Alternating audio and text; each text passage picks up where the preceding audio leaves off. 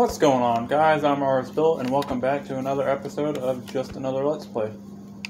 In this episode, we're going to hopefully take care of our sugarcane farm problem. I've had some sugarcane planted over there on the shoreline, and it's taken forever to grow. However, I do need a substantial amount. That way I can start crafting books and making bookshelves to get some enchanted items done, and hopefully some enchanted books as well. And I will also need them later in the game for some rockets. So sugarcane is definitely high on the priority list. What I want to get started on doing is making that sugarcane farm, and then afterwards inside of the video we're probably going to get started on the rest of our mob farm and get a pretty good chunk of that done as well. I have been playing around inside of the creative world and have kind of came up with a revised design that I'm working on. And it's pretty efficient for what it is. I'm not going to be building a huge farm because obviously I'm the only one on this world. However, I am going to be building one big enough to supply all of my needs, and hopefully I won't run into any issue to where I run out of any items that I need. So without further ado, let's jump into it and get started. So first and foremost, I'm going to head over here towards my mine area, and I started digging this mine off of camera a couple episodes back. And it's starting to get bigger and bigger, but this is basically where I've been pulling up all of my material from down at about level 10, level 11 or so. And I'm thinking I'm going to start building the sugarcane farm around this area. Probably right over here on the side, that way it's kind of out of the way. I don't want it to really interfere with any of the future developments that I'm going to be doing over here.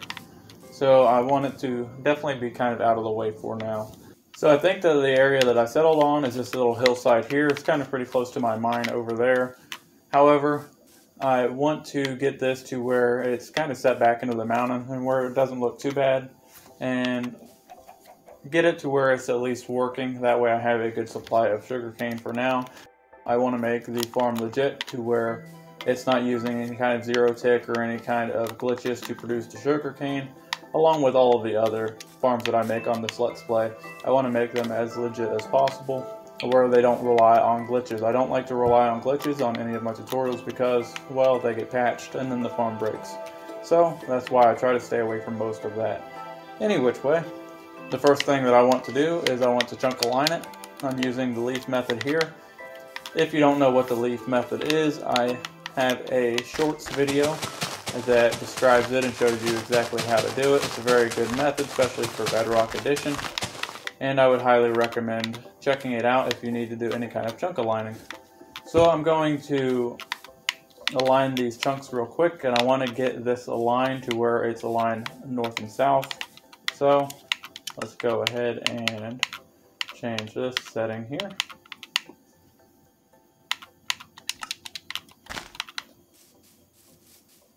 And start marking out our chunks.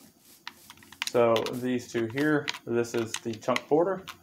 So what I want to do, I want to take a block and I'm going to mark it here and here. And then let's go ahead and do this one more time.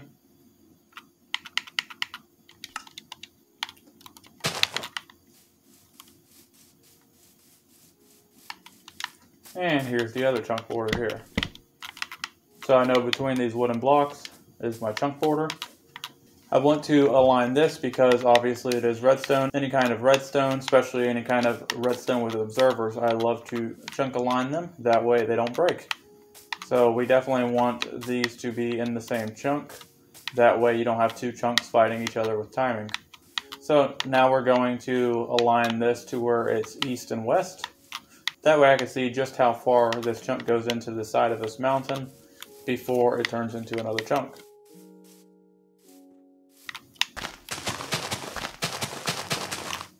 Get out of here, sheep. I'm trying to work.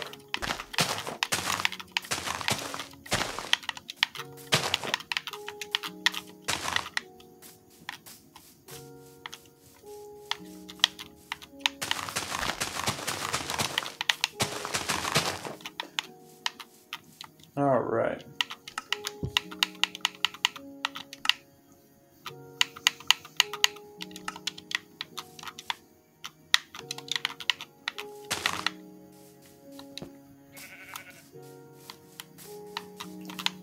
So looks like here and here. are going to be my chunk borders. And I might as well just do the other one while I'm here.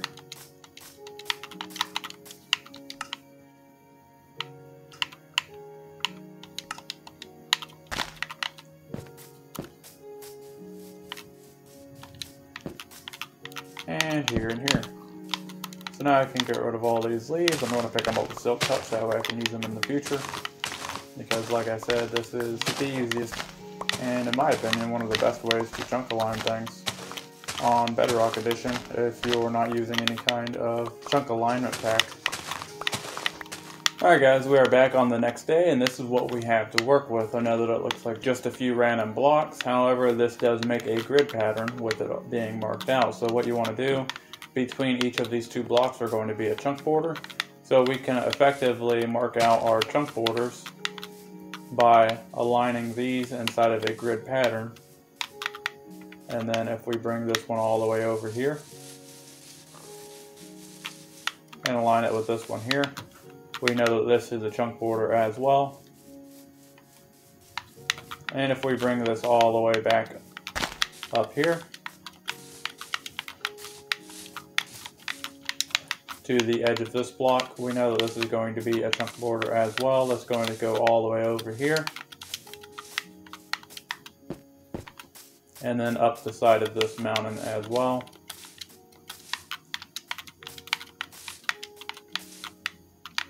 And we effectively know that this is an entire chunk that's marked out. So it's that simple. So what I really want to do at this point is start clearing this out. And I'm going to clear this back and take out all of this dirt until I reach the back of this chunk border here. So I'll be right back.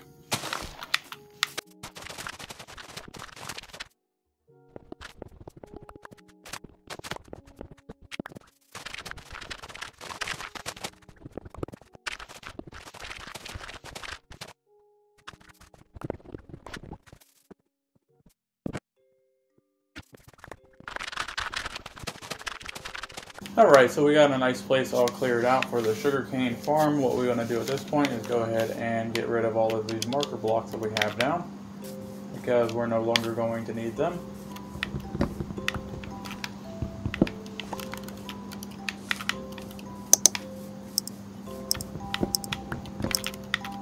And one thing to remember with the chunk borders is just because you have one marked out like this is an entire chunk that you can build in. However, you don't want to build important redstone next to the very edge of the chunk border, because if you're at the very side of the chunk border, then you can run into the redstone not working correctly. So effectively, you kind of have like a 14 by 14 area to build inside of the chunk instead of the full 16 by 16. So keep that in mind whenever you're building redstone inside of this. It's not too big of a deal if you have some redstone outside that gets used occasionally. However, if it's something that's used all the time, you want to make sure that the redstone is kind of grouped inside of that chunk. Alright guys, it's the next morning and the rain finally stopped. I don't know why, it seems like it's always raining on this world.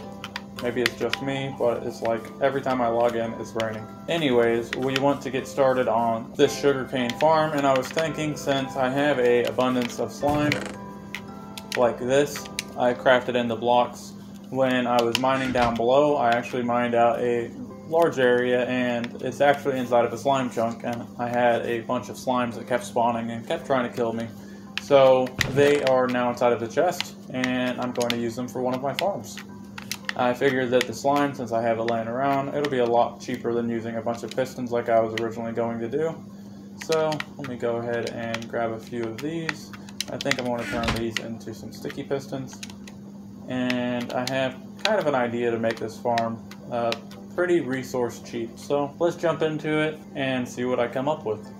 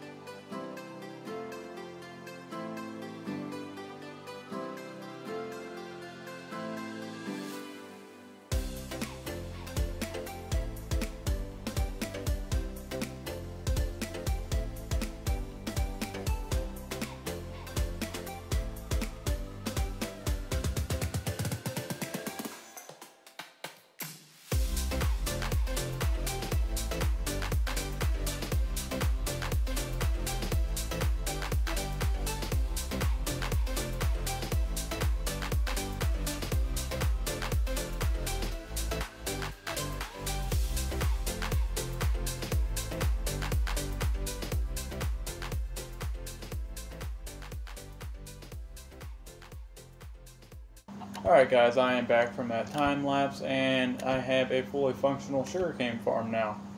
Wait, what's that? Stone cutter? What do you mean? Am I not the only one that sleeps with a stone cutter next to my bed? You gotta be real careful and not roll over, that's all. Anyways, this is the design that I came up with and built. Inside of the time lapse, you did not only get to see me building this thing, but you also got to see me engineering it, as I had no previous plans for this farm. So, for what it is, it turned out pretty good, and it seems to work pretty efficiently. So, I have pretty much most of it encased with glass now. However, this is most likely going to change. I'm not doing much decorating now because I still want to get a few different farms done. That way I have a good access to materials and stuff. And, oh, by the way, it's raining again. I kid you not, as soon as I went to hit that record button, it started raining. I guess it just goes like that sometimes. Anyways, I wanted to get this thing built to where it's fully functional, and that is what I have achieved in today's episode. However, I do want to go back at a later date after I get a bunch more materials and go ahead and make this thing look a whole lot better than just a big blob of glass. And what we have here is pretty much 22 different stalks of sugarcane, and whenever the sugarcane grows all the way up, then it's going to be harvested by these slime blocks here. Now originally I did have this set on a timer, which I was using an etho hopper clock. However, the etho hopper clock just did not allow me to have enough time for the sugarcane to grow. So what I did back here was I did a really easy test sugarcane switch to where whenever one of these two grow up to be 3 blocks high, it will trigger one of these 2 observers, which will then send power over here, power this piston, trip that observer, and then it goes through a pulse extender here, and then this pulse extender basically activates 2 different double piston extenders here, which extend all of our slime blocks. We have the obsidian in here because this is where blocks were needed to either place redstone or have redstone power pass through them. For instance, this one here, this piston needs to be powered, and I'm powering it through this block here. I used obsidian because I don't have any terracotta at the moment, and the obsidian is pretty cheap. Luckily I had some laying around, and I also had a ton of slime blocks laying around, so it just made sense to use them. If you are not too familiar with the slime blocks, the obsidian does not stick to the slime blocks, and it allows the slime block to move without counting an additional block on the push limit. Since the push limit is 12, I have 11 slime blocks here, and this piston is counted into the push limit for this piston here. So pushing this piston along with the rest of the 11 slime blocks is going to be pushing a push limit of 12, which is going to be the maximum. As soon as this grows up and triggers those observers, all of these will come down and harvest all of these, and then once these are harvested, they are picked up by a track underneath here with a hopper mine cart, and that hopper mine cart will basically unload all of the sugarcane into here. You can see I've already done a little bit of AFKing. And also, if you're wondering what all these observers and redstone are for, these are for bone meal supply. So I have a track that runs around the outside here that evenly distributes the bone meal into these hoppers behind these dispensers, and these dispensers will dispense bone meal onto these, and every time that this switch out here is pushed, it will dispense exactly 2 different bone meal on to grow this from the first stage up until the 3rd stage to be harvested. At the same time, it's also dispensing bone meal on these 2 as well, growing these up and allowing them to trip the observers, which are going to trip these. It's a very simple design and pretty straightforward with how it works. So anytime that you hit these, you'll be able to hear it clicking, and that's dispensing bone meal with each of these. I have not loaded any other bone meal into this aside from the test bone meal that I had laying around. It works great, however I'm going to have to get a good supply of bones coming from our general mob farm in order to supply this thing. So basically we have a few different controls. This one over here is going to turn the rails on and off underneath and allow the minecart to go back and forth. This thing should not delete the minecart because it's not crossing a chunk border. However, I do like to turn them off whenever I'm not using the farm. That's going to control the collection cart underneath. This one here is going to deploy our bone meal cart here. It goes around, bounces off that wall, and then it goes back around, so it works in a U shape. So anytime that I want the bone meal to be distributed inside of the farm, I'll have that turned on, and then whenever I am done with that, I can turn it off, and I will just place the cart over there, waiting for the next time to be used. These buttons here, as you've seen before, this button will deploy exactly 2 bone meal to each of these plants. And then if I want to leave the farm in full harvest mode, I can just hit this lever and it will leave the farm to where it's constantly clicking. And every time it clicks, it's going to grow these up and then it will harvest them automatically. If we go around to the back side of the farm here, back to where our control is, these are also harvested and picked up by a couple hopper minecarts at the bottom, and they will basically get sucked in and put into a chest down here. That way I'm not wasting any of the sugar cane.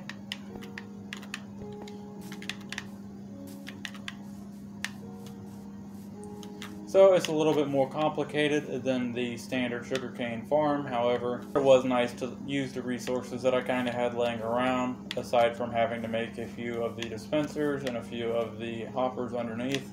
I pretty much had most things laying around. With that being said, I have a nice steady supply of sugarcane, and this should fuel all of my needs for paper to make books, and will also help me along the roads with making a bunch of rockets in the future.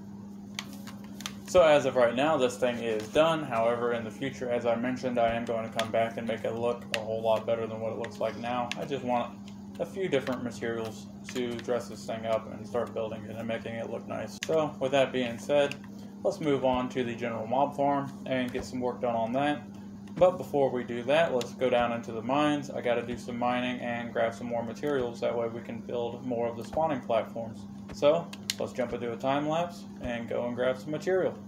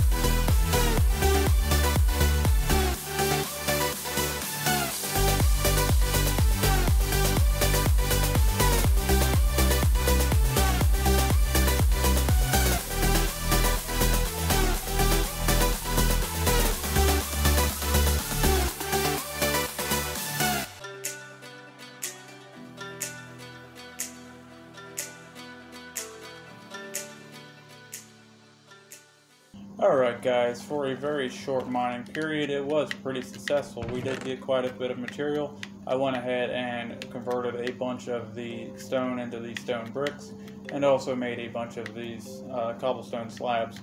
I also do have a ton more cobblestone down into the mine, which I'm going to have to run down there and grab some more, as I could only carry so much up here. With that being said, I'm going to go and grab some more of it real quick, and then let's jump into another time lapse.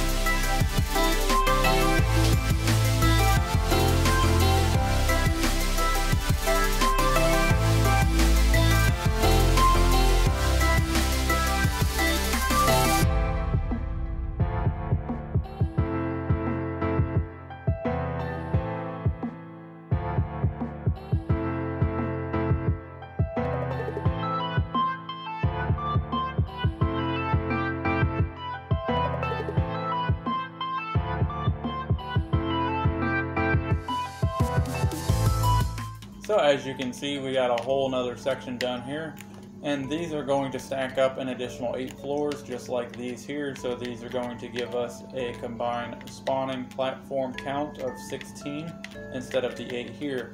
Now, some of the changes that I did make inside of my creative world was due to surface spawns, and the reason why I made that change is to basically cater to not only the cave spawns but the surface spawns as well. If you notice, we have upper half slabs here on this side, and it's like this all the way up the farm. It's all upper half slabs on this total side of the farm. And the reason why it's like this in the center is so we have even numbers of the upper half slabs on this side and even numbers of the full cobblestone blocks on this side. This side is going to give us all of our cave spawns. This side is going to give us all of our surface spawns. If you look on that side, I have not converted it yet. However, I'm going to convert that side as well. That way half of that is going to be upper half slabs all the way down. That way we get half of it surface spawns and half of it cave spawns. And then I'm going to have to change the roof around. That way I get the surface spawns below the upper half slabs. If you want to know why I changed this farm design, then you can go on my channel and there is a video listed that explains everything. I will link that in the top right now if you have interest in seeing it. It basically goes over all of the spawning mechanics and why the changes were necessary to make. However, doing it this way is going to make it very, very efficient, and it's going to make it to where we get all of our surface and cave spawns, giving us maximum efficiency for this farm design. And it should be very efficient for the amount of surface area that it has for spawning. And one thing's for sure, it's going to be plenty enough for just a single player inside of this world. Well guys, that's going to about wrap it up today.